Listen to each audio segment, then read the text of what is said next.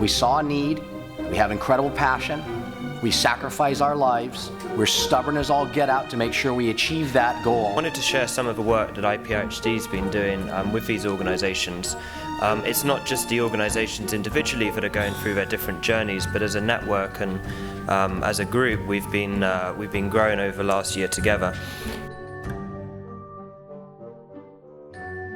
Task shifting is going to be the next big thing to bring the cost down, and I think it's going to drive it in the USA too. You guys really need some of those experts to be nurses and not to be doctors. Far the greatest challenge is to hire and retain the best talent, and once you start getting good at things, people start poaching your employees. And this is where most of the organizations have growing pains once they're scaling up. Training is so important, and as I say, if you've got standardized methods, once you standardize, replication is easy. We're training 50 trainers in Indonesia right now.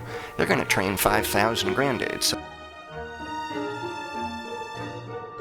What's very important in our enterprise is that we work towards a social mission. So when we tell people you need to see more patients, you need to operate more cataracts, it's not because we want to make more money, it's because we want to solve a problem. We want to integrate informal sector into the health system in a way that makes sense to provide services at the rural level. We aggregate large pools of low-income stakeholders and connect them to corporate value chains. It takes about 10 years to train a doctor. There isn't enough time to make more doctors. What we provide our partners is kind of lowering the cost and saying any of these products, anywhere in Africa, you're going to get it at a much smaller cost price. Where I've seen corporates being extremely successful is when you can actually contribute something to the business idea. There's a level of accountability that now comes as being an entrepreneur with no one to sort of answer to, that now you have a whole new set of board members that are questioning and second-guessing every decision you're making. You have to be mentally prepared for that. Governments are very slow to move. That's the pitfall. You've got to chip at it for a while before you see the change.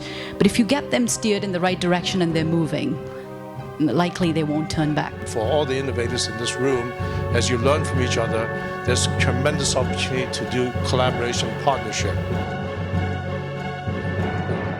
I think I heard about 6 different themes overall. The first thing was really know your partner. Building trust-based relationships was a really big theme. The credibility as a partner, aligning goals to the win-win, learning, and the role that IPIHD could play in e-learning.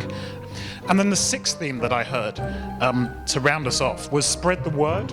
There's a huge amount that we can learn from what's going well around the world and from all of your organisations, but clearly many challenges that we all still need to be working on together. There are clearly bright spots here. While the challenges may be daunting, and to think about changing systems to make the world better, we know that many of you as innovators are already doing that.